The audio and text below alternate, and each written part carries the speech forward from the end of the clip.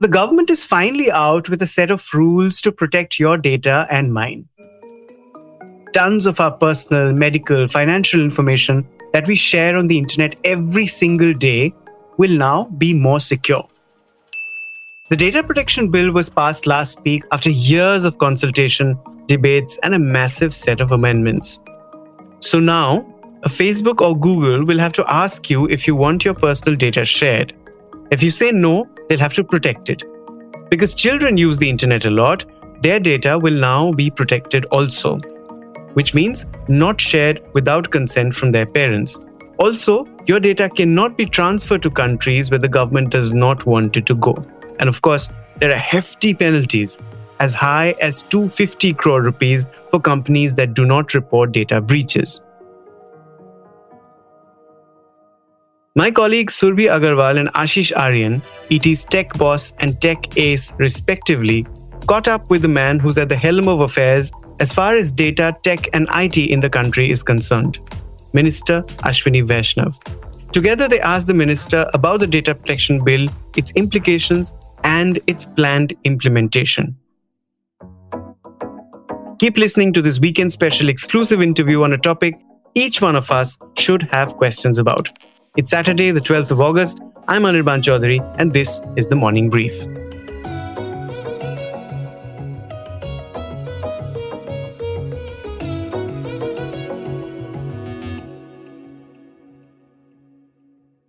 Surabhi, hi. Welcome to the Morning Brief. Hi, Anirban. So much has been said and unsaid and crossed and withdrawn and debated on the Data Protection Bill, right? Yeah, absolutely, Anirban. Like I keep joking internally, half my reporting life has gone into possibly reporting on a privacy law, the very evasive privacy law, which is finally, I guess, passed by both the House of the Parliament and will be a legislation very soon. I remember it was in 2010 when we first wrote about the fact that India is looking at a privacy law. And that was just a year after Aadhaar massive identity program was launched, and it was realized that India doesn't have a privacy law, and we are at the throes of this revolution where a lot of data will be collected by the government and other internet companies, social media companies. So it is very important to protect privacy of Indians. And since 2010 to 2023, we have seen multiple drafts and redrafts and versions of the Data Protection Bill. But finally, this particular version, this particular draft is reality, and it's actually a very momentous occasion for India, which is the world's largest internet market after China, with almost 800 million mobile internet users, to have a privacy law. We should have had it many, many years ago, but it's great that we finally have it. Yeah, indeed. So when you met Minister Vaishnaw recently, he's also said so much. You've spoken to him so many times. In a nutshell, what were the sort of unexplored areas that you wanted the minister to cover when you spoke to him? Sure, Anirban. So there are multiple facets to this bill, to this law. One is, what does it mean for user privacy? People like you and me, we share so much of data with the government, with social media companies, with the so many apps that we use, sometimes even in offline registers outside offices or outside gyms and things like that, right? The other aspect is, what does it mean for companies operating in India? Because like I said, India is such a huge internet market that every company, every app, every internet platform wants to be in India.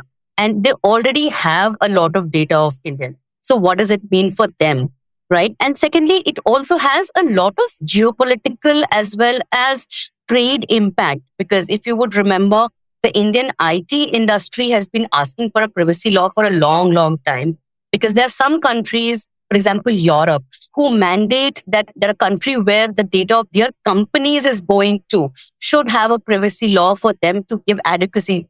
Now, it's a very technical concept. In simple terms, it means that if, for example, you are a big bank and Infosys is processing your data by bringing it back to India, then does India has enough safeguards in place to protect that data from misuse? And that determines whether these companies do business with Indian IT companies or not. So those are some of the broad areas where this bill is going to have a huge bearing when it comes to user privacy. What does it mean for companies? What does it mean for industry? So these are some of the areas which I wanted to explore with the minister. And obviously, there's some criticism of the bill which includes the fact that government has taken some liberties in terms of some exemptions that it has cast for itself. There are some concerns about the impact that will have on RTI. There are also some provisions which have been added at the last minute. And one of the biggest ones is that if there is a data breach more than twice by a company, the government may have the option of completely blocking that platform. Now, while it might help in addressing the issue of repeat offenders, it could be also misused. Maybe sometimes the government is trying to have its way. So I wanted to discuss all of that with the IT minister and get his views on some of these issues. So did Minister Vaishnaw address these questions? For that, let's listen to this interview.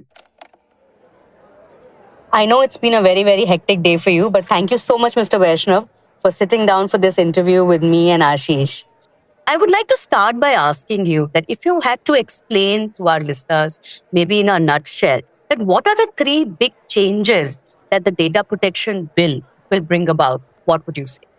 First major change that will happen is there will be a significant behavioral change in the organizations that collect data and that process data.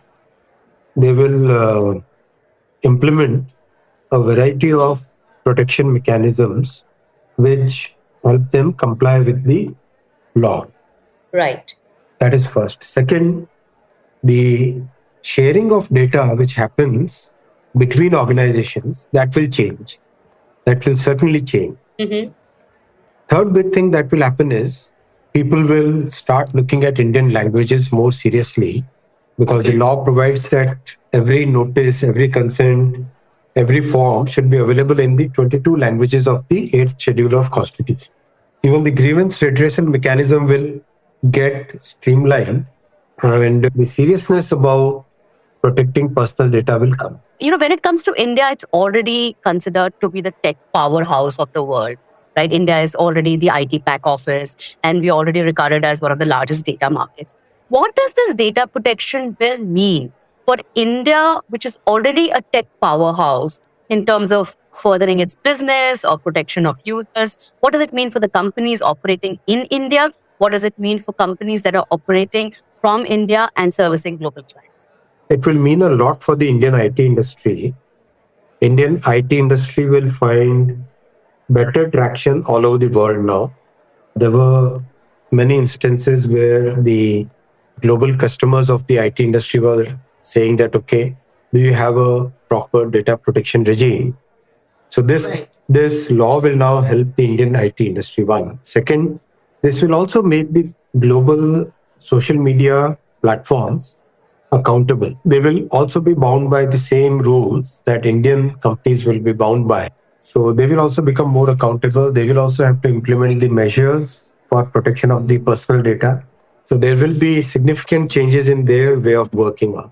Right. I also wanted to understand from you that, when it comes to technologies like AI and quantum, and AI especially has been the talk of the town, the recent biggest buzzword. But what does the bill mean for technologies like that, especially given the fact that they're rapidly changing? And India has a very vibrant startup ecosystem. So if you could talk a little bit about how will the bill sort of enable our startups, our companies, to get an edge over their, say, international rivals and further cement India's position as the tech capital of the world? This definitely gives an advantage to the Indian companies who are working for global business, because now the global business will find India as a significantly better, significantly more trusted geography. Right. So that will give more opportunities. You want to go next, Aashish? Going ahead, what sort of implementation broad framework do you see in whatever time that you're planning? Implementation will be very fast. We should see the rollout happening within next few months. And what kind of framework will be these? Because there will be only one rule. You're seeing the law is very simple, very neatly drafted. Right. Exactly the same way the rule book also will be very simple. There won't be a multitude of layers of regulation. One simple rule book. The implementation structure, this entire digital by design structure that we are saying, that we have put in the bill. Right. Work has already started on that. So that will be rolled out in the coming months. And would it be fair to say that the approach that you've taken while framing this law is that we'll have a framework and not exact guidelines or prescriptive guidelines so that it becomes very difficult, as and when technology changes? Can the same be expected of the rules also? Exactly. In our legal system, in our constitutional system, rules are always in line with the law. Right. They cannot go beyond the law. Right? They have to be within the four walls set by the law. The rules will also be exactly simple, very straightforward, very easy to implement. What are the rules to be made are very clearly defined in the law. Great. So thanks for explaining it so well. I just wanted to touch a little bit about the concerns that have been raised about this bill. And I'm sure you are aware, there are a lot of concerns that were raised by the opposition parties. There have been concerns which have been raised by the industry as well as in experts relating to the exemptions that the government has sought for itself. There are also some concerns about what would be its impact on the RTI Act, for example. So could you talk a little bit about that and sort of clear the air on what does it mean going forward? The experts and the industry participants and the legal experts, they have all said that the law is very robust. It meets all the global standards. It's only the opposition which tries to create some confusion. See, the exemptions for government are exactly in the framework of the Constitution. If you look at GDPR, there are 16 exemptions. GDPR provides exemptions for things like national security, defense, public security, criminal investigation, prevention of threats to public security, economic or financial interest of the union, monetary, budgetary, and taxation matters, public health and social security matters. There are so many exemptions within the GDPR, 16, if you count them. Compared to that, our exemptions are very few, very precise, and absolutely in line with the Constitution. So there is no question of excessive exemptions for the government, first. Second, the RTI matter which some people have tried to create, as and when the Supreme Court gave the Puttaswamy judgment, the right to privacy became fundamental right immediately after that. So obviously, there has to be a consonance between the right to privacy and the right to information. If there is a contradiction, that contradiction has to be corrected. That is what we have done by making that small amendment in the Section 8J of RTI Act. That doesn't prevent any public official or representative to hide any information which is required to be produced by law. I'll give you one example. If today one person goes to a block development officer and says that I had given this application for a Pradhan Mantri Awas Yojana house, what is the status of my application?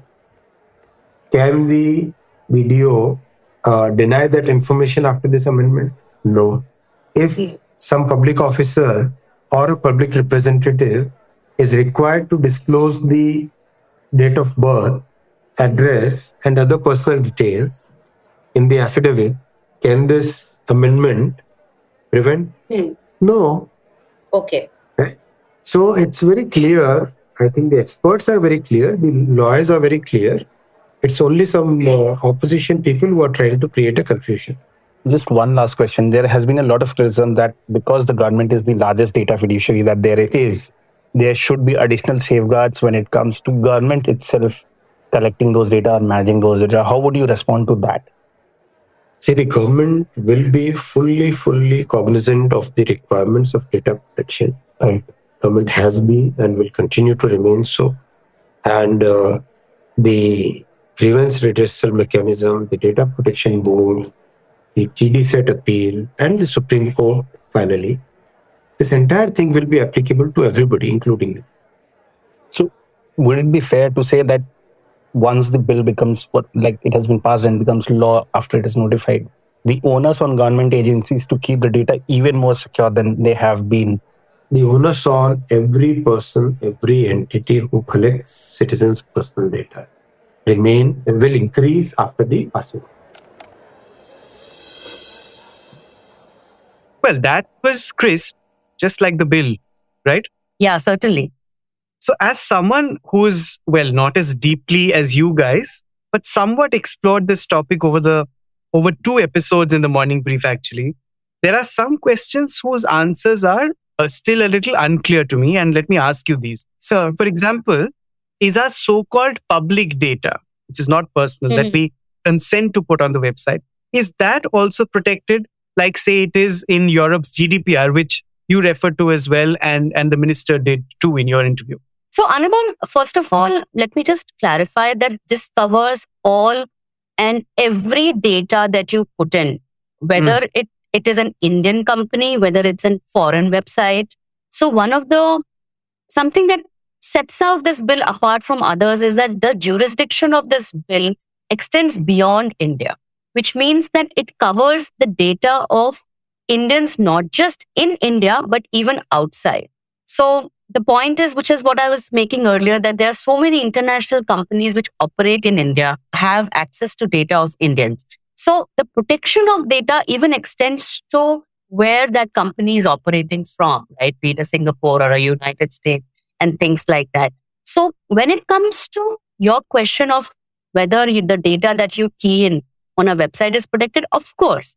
And what this bill does is that it does not just protect that data, it also mandates how much data can you collect. For example, if you are using a website for, say, an e-commerce transaction, and the sort of rules will define on what all data an e-commerce website should collect. Now, an e-commerce website should be possibly have your name, your address, and your mobile phone, right? Beyond that, I mean, if I could say this, it's none of their business to know where you work, or what is your age, or who else is there in your family, or what are your preferences, right? So the concept of data minimalization has been introduced in this, which means that service providers have to only collect data that they need to process certain functions or provide certain services, right? They can't collect anything and everything. And secondly, it has also defined the timeline for which this data should be stored by them. For example, if there is a service provider which is processing your data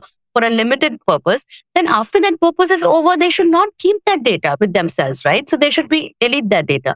Another very important point which stands out is that you can ask for erasure of your data. For example, if you realize that you have given some very important data to a service provider and you don't want that service provider to keep that data with them anymore, the purpose has been met, you can just get that data erased. So some of these things are great, these provisions are great, but now what we'll have to see is that how they're implemented. Because the key challenge of this bill will lie in the implementation, the government's ability to follow through some of these norms that it has set. Right. I'll come to the implementation bit in just a bit. But I had another question, which is the very critical area of AI, like our colleague and my TMB co-host, Diya Rekhi, recently wrote about, which has not been explored enough, it said, in the bill. What are your thoughts and what's really happening there? See, it's a very interesting point, Anirban, because if you look at what is happening in other jurisdictions like Europe and US, everybody is sort of fumbling with how to tackle this new phenomenon called AI. And Europe has an AI Act in the works. US is also looking at some regulations. Countries like Italy have already sort of gone ahead and banned some of those things. Now, they are doing this because they have privacy laws for a long time, and they need to come up with separate regulation to monitor or regulate AI. But India, for that matter, is just coming up with the privacy regulation. So what the experts had argued was that when it comes to some of the harms that AI can have on the users, then maybe it was an opportunity for India to define those, to have provisions that would have contained those harms even in this bill itself. We should not have wasted this opportunity waiting for another 2 years, 3 years when the Digital India bill comes up or another separate regulation is formed, and that will take its own sweet time to define what could be some of the broad principles to govern AI. We should have just taken this opportunity to right now, here and then, to just define the do's and don'ts. Because as all of us know, the potential of AI to generate misinformation, to generate fake news, fake videos, nudes and things like that is humongous. So it has a huge bearing on the privacy of users, right? So some of those aspects could have been covered, but I spoke to both Ashwini as well as Rajiv Chandrasekhar, the MOS or IT on this. And their view was that the Digital India Bill, which is going to replace the IT Act, will cover some of these aspects. So it's work in progress. Also, in some way, the data protection bill has said that it will not allow AI tools to scrape the internet for personal information of users. So that may in some way limit how much the AI tools are able to feed in their own algorithms. But again, the privacy harm, the user harm, which can be created because of misinformation on AI, that has not been addressed in my view. Right. Maybe it will be addressed in the coming weeks and months, which brings me to my last question actually. What are the aspects you think will become clearer once the rules are actually implemented? Sure, Anubhav. So I think that's a very good question and a very important point, that while, it has taken us so many years to finally have a data protection bill, now the way this bill is implemented is something is going to be very, very important. We have a very short time to kind of, implement this bill, because companies will also take maybe 1 year or 2 year time frame to fully comply with it. Like if we take GDPR's example, companies were given 2 years to comply with the bill. Similarly, will happen here. There's a data protection board which will be constituted, members will be appointed and things like that. So all of that is a very, very time-taking process, but the government has to act fast on it, because I guess we can't waste any more time on it. So some of the points that I will be at least keenly awaiting clarity on, and the industry is also very keenly looking forward to, is that, in terms of the data protection board, how does that get constituted? Because one of the concerns was about the independence of this board. So the government has to take care of that particular aspect and constitute the board, obviously as soon as possible, because I guess we can't waste any more time on it. Clarity is awaited on this entire consent framework, which has been introduced, that for everything you will need a consent, right? So now how will that function? While it's a great provision to ensure privacy, it can't be too onerous and cumbersome on the companies that it starts hindering their business, right? So all those areas is where, we need clarity. Secondly, this particular provision, which I spoke about earlier, that, the government can ban companies if there have been 2 or more instances of a breach. So that's something. The parental consent for children, that is another area, because, and we didn't talk about it, but I'll just touch upon it very quickly, is that India has set the age for children as 18, which is much above the global norm. And companies like Facebook and Google's YouTube have a lot of users who are below the age of 18, right? Because the age to sign up on some of these apps is 13. So users who are between 13 and 18 years of age will have to provide parental consent, which means that they'll have to provide some kind of an ID of children as well as their parents. Now, those are some of the areas which could get very messy if they are not spelled out properly. So everybody is awaiting clarity of rules on these aspects. Mr. Vaishnaw, when we spoke to him, said that the rule making is going to be simple, concise, and it's not going to be too many documents and too many layers. It's going to be one small, simple document which will cover everything. So looking forward to that now. In a nutshell, you and your team will have loads to write about in the weeks and months to come, right? Absolutely. So at least it's not another data bill that we'll be writing about. So that's a great positive. Right. Thanks a bunch, Surabhi. It was really great talking to you, Aryan. Thank you for having me on the show. That's it for today. You were listening to this special episode on the Morning Brief. It was produced by Anupriya Nair and sound designed by Indranil Bhattacharya. Executive producers Anupriya, Arijit Barman, and myself. Do like, share, and subscribe if you like this episode. Morning Brief drops every Tuesday, Thursday, and Friday. Keep listening. Thank you, and have a good remainder of the weekend.